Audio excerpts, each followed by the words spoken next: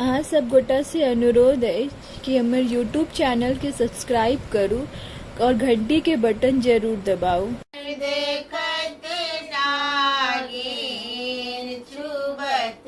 हमारा डर लागे पातर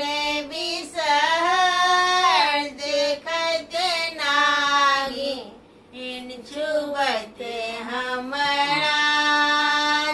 डर लागे आना सिंदूर लिखब बिसहर छुबत हमारा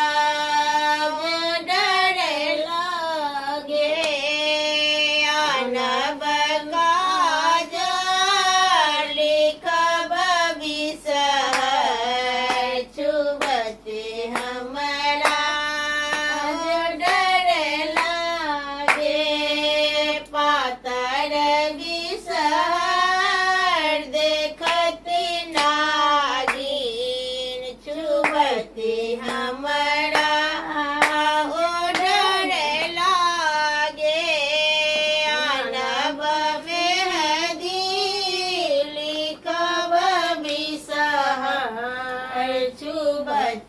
हमारा डर लागे